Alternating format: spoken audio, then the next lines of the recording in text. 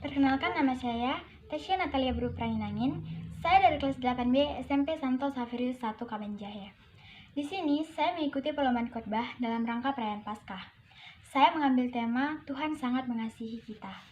Mari kita buka Alkitab kita, Matius 18 ayat 12 sampai 14. Begini firman-Nya. Bagaimana pendapatmu jika seorang mempunyai 100 ekor domba dan seekor di antaranya sesat? Tidakkah ia akan meninggalkan yang 99 ekor di pegunungan dan mencari yang sesat itu? Dia berkata kepadamu, sesungguhnya jika ia berhasil menemukannya, lebih besar kegembiraannya atas yang seekor itu daripada atas yang ke-99 ekor yang tidak sesat. Demikian juga Bapamu yang di sorga, tidak menghendaki supaya seorang pun dari anak-anak ini hilang. Demikianlah sabda Tuhan. Saudara-saudari yang terkasih, beberapa hari yang lalu saya menonton televisi, dan kebetulan berita yang saya tonton itu adalah berita yang sangat menyentuh perasaan saya. Karena dalam siaran tersebut, ada seorang anak yang tidak pulang ke rumahnya dari sekolah sampai larut malam. Orang tuanya sudah sangat cemas. Orang tuanya juga sudah melaporkannya kepada pihak kepolisian dan sudah menyebarkannya ke televisi dan beberapa media sosial lainnya. Karena memikirkan anaknya yang tidak pulang semalaman itu, sewaktu menonton, saya membayangkan betapa kepedihan dan kebingungan kedua orang tuanya saat mencari dan memikirkan anaknya yang hilang itu. Apakah yang terjadi seterusnya? Sudah pasti pikiran dan perasaan hanya tertuju kepada anak itu. Sedangkan anak-anak yang sedang bersamanya tidak dipikirkannya, karena dia hanya memikirkan anaknya yang tidak pulang atau anaknya yang hilang itu. Saat mereka makan atau saat makanan disuguhkan, makanan itu terasa hambar. Mengapa? Karena yang ada di pikiran kedua orang tuanya hanyalah anak yang hilang itu. Dan mereka tidak tahu bagaimana lagi caranya untuk mencari anaknya yang hilang itu. Karena sampai saat ini anaknya juga belum pulang juga. Saat saya menonton, saya hanya meminta kepada Tuhan. Tuhan, tolong bantu selamatkan anak itu dalam segala mara bahaya.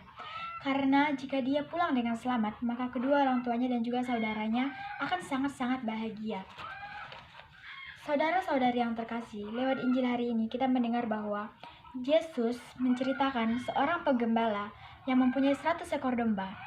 Dan ketika penggembala itu tahu bahwa 1 ekor dari dombanya hilang, dia akan mencari domba itu sampai ketemu.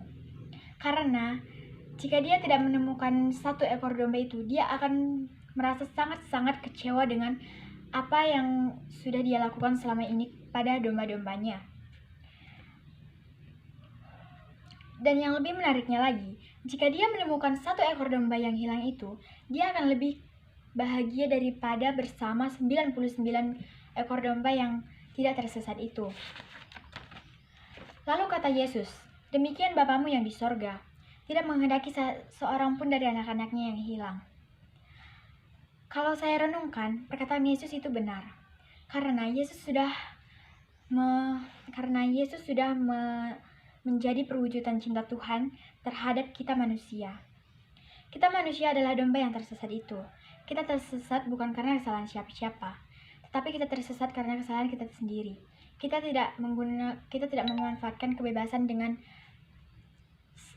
baik. Kita menggunakan kebebasan itu dengan hal-hal yang buruk, hal-hal yang tidak berguna. Sedangkan hal-hal yang baik, hal-hal yang berguna kita campakkan begitu saja. Kalau kita pikirkan mengapa domba itu tersesat, pasti karena dia tidak mengikuti peraturan tuannya, tidak mengikuti perintah tuannya, dan tidak mengikuti domba-domba yang lainnya. Saudara-saudari, ketika kita berangkat sekolah, kalau kita mengingat pesan dari orang tua kita tidak akan tersesat dalam perjalanan, dalam pelajaran, dan dalam pulangnya dari sekolah. Apalagi kita mendengar guru kita sangat menerangkan. Jika kita mendengarkan pesan dari orang tua, guru, dan orang-orang yang lebih tua dari kita akan menjadi anak-anak yang baik, yang rajin, yang disiplin, dan yang menyayangi teman, sesama teman, dan bisa mencapai cita-cita kita. Itu adalah salah satu perjuangan dari mereka, dari kedua orang tua kita dan dari guru-guru kita. Begitu juga cinta Bapa kepada kita. Ia mengutus putranya untuk turun ke dunia, untuk menjadi perwujudan bagi kita manusia, untuk menjadi gambaran di dalam hidup kita. Puncak daripada kasih dan cintanya kepada manusia adalah wafat di kayu salib. Tuhan sungguh mengasihi manusia. Lalu bagaimana tanggapan kita tentang hal tersebut? Kita cukup mengarahkan pikiran dan perasaan kita menuju jalan yang lebih baik. Atau misalkan kadang kita setiap hari Minggu kita tidak gereja, mulai sekarang kita gereja gitu ya kan. Terus kalau misalkan kita biasanya menggunakan bahasa-bahasa yang tidak baik, kita mengubahnya menjadi bahasa-bahasa yang baik. Marilah kita mencintai dan mengasihi sesama kita manusia, agar kita tidak berada di ruang yang tersesat, di ruang yang hampa yang tidak ada gunanya dalam hidup kita, di dalam hidup kita ini. Amin.